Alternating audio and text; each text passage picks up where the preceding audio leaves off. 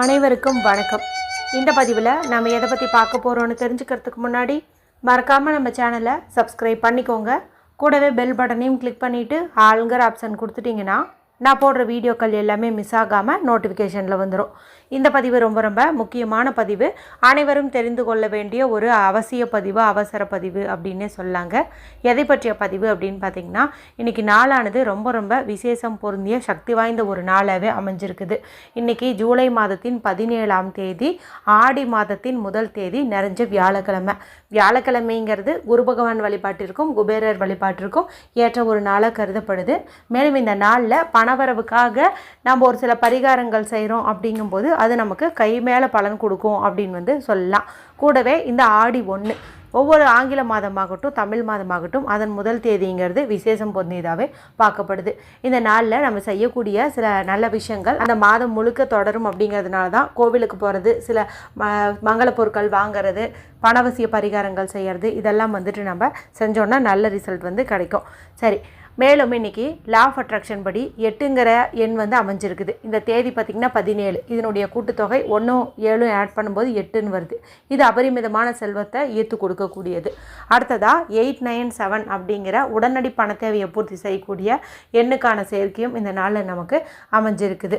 ஏற்கனவே இந்த நாளில் செய்ய வேண்டிய பரிகாரங்கள் 2 நாட்களாக நம்மளுடைய சேனல் போட்டுட்ருக்கோங்க. நிலைவாசல் பூஜை எப்படி செய்யணும், குளிக்கும் தண்ணீர் பரிகாரம், அதுவும் பார்த்திங்கன்னா ரகசிய குளியல் முறை, அது எங்கள் குடும்பத்தில் எடுத்துக்கக்கூடிய குளியல் முறை குறித்து தான் உங்களுக்கு நான் சொல்லியிருப்பேன்.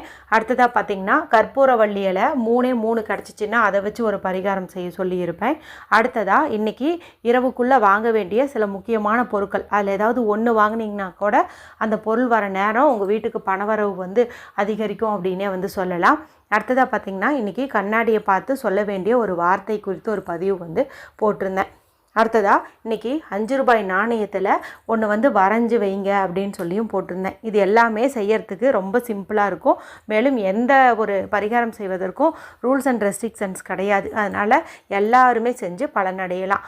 இதில் 4 வீடியோனுடைய லிங்க் மட்டும் எண்டு ஸ்க்ரீனில் வருங்க. மீதியெல்லாம் பார்க்கணுன்னு நினச்சிங்கன்னா நம்ம சேனல் லோகோ கிளிக் பண்ணிவிட்டு அதில் வீடியோஸுங்கிற ஆப்ஷனுக்கு போனீங்கன்னா அங்கே கீழே டிஸ்பிளேயில் வரும். அதில் நீங்கள் பார்த்து தேர்வு செஞ்சு எது இஷ்டமோ அதை நீங்கள் செஞ்சுக்கலாம். சரி, இப்போது இந்த பதிவுக்கான விளக்கத்துக்குள்ளே போகலாம். இன்றைக்கி மாதத்தின் முதல் தேதியாக இருக்கிறதுனாலையும் குபேரருக்குரிய வியாழக்கிழமை நாளாக இருக்கிறதுனாலையும் பண வரவு அதிகரிக்கணும் அப்படிங்கிறதுக்காக தான் இந்த பரிகாரத்தை நம்ம செய்ய போகிறோம்.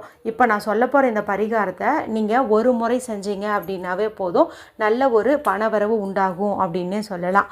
இது செய்யறதுக்கு ஏதாவது ரூல்ஸ் இருக்கான்னு கேட்டிங்கன்னா ரூல்ஸ் உண்டு. பெண்கள் பீரியட்ஸ் டைமில் இருந்தீங்க அப்படிங்கும்போது இதை செய்ய முடியாது. ஆனால் நான் சொல்கிறது ரொம்ப எளிதாக தான் இருக்கும். அப்படிங்கிறதுனால வீட்டில் கணவர்கிட்டையோ குழந்தைங்கக்கிட்டேயோ சொல்லி கூட நீங்கள் இதை செஞ்சிடலாம். சரி, இது எந்த நேரத்தில் செய்யணும் அப்படின்னு பார்த்தீங்கன்னா குபேர காலத்தில் செய்கிறது சிறப்பு. குபேர காலங்கிறது மாலை 5 மணியிலிருந்து இரவு 7 மணி, சில சமயங்களில் 8 மணின்னு கூட சொல்லுவாங்க. நாம் அதை தொடர்ந்து வர குருவாரை நேரத்தையும் கூட நம்ம கணக்கு வச்சுக்கலாம். ஏன்னா இன்னைக்கு குரு பகவானுக்குரிய கிழமையும் தானே, அதனால் அப்படியே கணக்கு வச்சுக்கலாம். மாலை 5 மணியிலேருந்து இரவு 9 மணி இந்த மாதிரி நீங்கள் கணக்கில் எடுத்துக்கோங்க. எடுத்துகிட்டு இந்த டைமுக்குள்ளார முகம் கை கல்ல கழுவிட்டு நான் சொல்கிற மாதிரி இந்த பரிகாரத்தை செஞ்சுருங்க. இதை நீங்கள் பூஜை அறையில் உட்காந்து செய்யலாம், ஹாலில் உட்காந்து செய்யலாம். இதுக்கு நமக்கு தேவையானது எந்த ஒரு கூடும் இல்லாமல் பியூரான அன்ரூல்டு ஒயிட் ஷீட் ஒன்று தேவைப்படுது. உள்ளங்கை அளவுக்கு இருந்துச்சு அப்படின்னாவே போதும். இப்போ இதை எடுத்துக்கோங்க. இதில் எழுதுவதற்கு பச்சை நிறத்தில் இங்க் வரக்கூடிய பேனா, ஸ்கெட்ச் பென்சில், மார்க்கர் நமக்கு தேவைப்படுது. கண்டிப்பாக பச்சை கலர் தான் வேணுமானா கண்டிப்பாக பச்சை கலர் தான் வேணும். ஏன்னா குபேரருக்குரிய நிறம்னு பார்க்கும்போதும் பச்சை, அதே போல் பணவசியத்தை அதிகப்படுத்தி தரக்கூடிய நிறம்னு பார்க்கும்போதும் பச்சை. இந்த 2 பொருள் தான் நமக்கு தேவை. ஒரு பேப்பர், க்ரீன் கலரில் பேனா, ரெண்டையும் எடுத்துகிட்டு நார்த்து ஃபேஸிங் வடக்கு திசை பார்த்த மாதிரி உட்காந்துக்கோங்க. அடுத்தது இப்போ இந்த பேப்பரில் நான் ஸ்க்ரீனில் காட்டுறேன் பாருங்கள். இது குபேர யந்திரம் அப்படின்னு சொல்லுவோம். இது நம்மளுடைய வீட்டில் இருந்துச்சுனாவே நல்ல ஒரு பணவரவு அதிகரிக்கும். இப்போ இதை நீங்கள் பார்த்து பொறுமையாக எந்த ஆர்டரில் எப்படி நம்பர் எழுதியிருக்கோமோ அதே போல் இந்த பேப்பரில் நீங்கள் வரைஞ்சிக்கோங்க. ஒவ்வொரு நம்பரும் நல்லா பளிச்சுன்னு தனித்தனியாக தெரியற மாதிரி எழுதணும். நல்லா கிளியராக எழுதுங்க. சரிங்களா? ஏன்னா ஒவ்வொருத்தங்க நம்பர்ஸை கூட அப்படியே கர்சிவில் எழுதுகிற மாதிரி எழுதிடுவாங்க.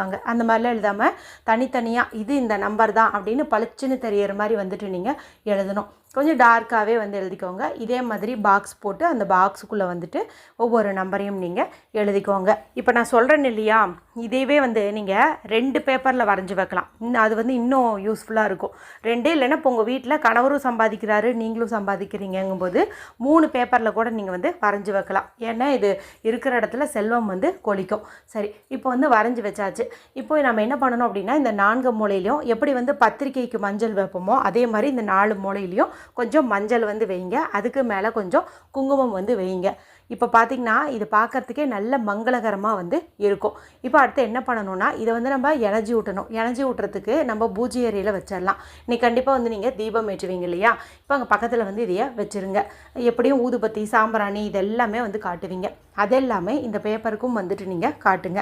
இப்போ பார்த்திங்கன்னா இது சக்தி வாய்ந்ததாக வந்து மாறி இருக்கும். இப்போ வீட்டில் குழந்தைங்க கூட இது போல் ஊதுபத்தி, சாம்பிராணி இதெல்லாம் கூட காட்டலாம். சரிங்களா, சொன்னிங்கன்னா அது மாதிரி வந்து அவங்க பண்ணிக்குவாங்க. நமக்கு தான் இரவு 9 மணி வரைக்கும் டைம் இருக்குது இல்லையா, அதனால் கணவர் ஆஃபீஸ்லேருந்து வந்தாருன்னா கூட அவர்கிட்ட சொல்லி கூட நீங்கள் இதை வந்து செய்யலாம்.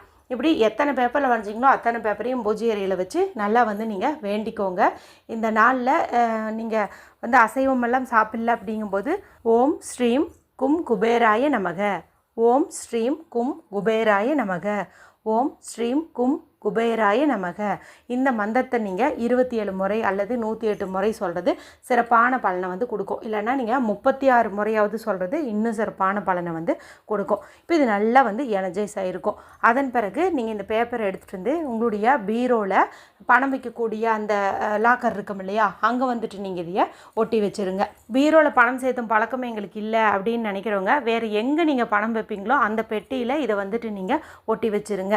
அடுத்ததாக இன்னும் 2-3 பேப்பரில் வரைஞ்சிருந்தீங்கன்னா இதையெல்லாம் நீங்கள் ஒரு ஜிப்லா கவரில் போட்டோ இல்லை கிளியாத மாதிரி பத்திரமா உங்களுடைய பர்ஸில் பணம் வைக்கக்கூடிய இடத்துல வந்து நீங்கள் வச்சுக்கோங்க. வீட்டில் எப்போவெல்லாம் வந்து பூஜை அறையில் சாம்பிராணி காட்டுற பழக்கம் இருக்குதோ அந்த சமயத்துலலாம் மறக்காமல் உங்கள் பீரோவையும் ஓப்பன் பண்ணி இந்த பேப்பருக்கும் வந்துட்டு நீங்கள் காட்டணும். இப்போ இது பார்த்திங்கன்னா சக்தி வாய்ந்த எந்திரமாக வந்து மாறி இருக்கும். அதனால் இதுக்கு வந்து நம்ம எனர்ஜி குறையாமல் பார்த்துக்கிட்டே இருக்கணும். அதனால் சாம்பிராணி வந்து காட்டுங்க. முடிஞ்ச அளவுக்கு வியாழக்கிழமை நாளில் நீங்கள் இதுக்கு ஊதுபத்தியோ சாம்பிராணியோ காட்டுறது இன்னும் வந்து அதிகப்படியான பலனை வந்து கொடுக்கும். அதே போல் பர்ஸில் வச்சுருந்தீங்க அப்படிங்கும்போது அந்த பேப்பரையும் எடுத்து நீங்கள் அப்படி சாம்பிராணி தூபத்தில் அப்படி காட்டிட்டு அதை வந்து உங்களுடைய பர்ஸுக்குள்ளே வந்து வச்சுக்கோங்க. பீரோவில் ஒட்டி இருக்கிறது பத்திரமா அப்படியே தான் இருக்கும். ஆனால் பர்ஸில் வச்சுருக்கிறது பார்த்திங்கன்னா கிளியறதுக்கு வாய்ப்பு வந்து அதிகம். அந்த மாதிரி கிழிஞ்சிச்சு அப்படிங்கும்போது நீங்கள் அதை கிழிஞ்சதை வச்சுருக்கக்கூடாது. அதை உடனே வந்துட்டு நீங்கள் எங்கேயாவது கால்படாத இடத்துல தூக்கி போட்டுட்டு திரும்பவும் ஒரு முறை வியாழக்கிழமை நாளாக பார்த்து இதே போல் நான் சொன்ன அந்த நேரத்துலேயே புதுசாக ஒன்று வரைஞ்சிக்கோங்க. முடிஞ்ச அளவுக்கு இதையவே நீங்கள் ஏதாவது ஒரு பாலித்தீன் கவரில் போட்டு வச்சிங்கன்னா கிளியாது. அதனால் அது மாதிரி கூட நீங்கள் வந்து பார்த்துக்கோங்க. இன்றைக்கி வந்து இந்த ஆடி மாதத்தின் முதல் தேதியாக இருக்குது, வியாழக்கிழமையாக இருக்குது. மேலும் பணவசிய எண்களான 8 மற்றும் 897 எண்ணுக்கான சேர்க்கையும் வந்து இருக்குது. அதனால் சக்தி வாய்ந்த இந்த நாளில் இந்த பரிகாரத்தை எல்லாருமே செஞ்சு பாருங்கள். அதிரடியான பணவரவு வந்து ஏற்படும். வீடியோ பிடிச்சிருந்தா மற்றவங்களோட ஷேர் பண்ணுங்கள், லைக் பண்ணுங்கள். மற்றும் ஒரு பயனுள்ள பதிவில் உங்களை சந்திக்கிறேன். நன்றி, வணக்கம்.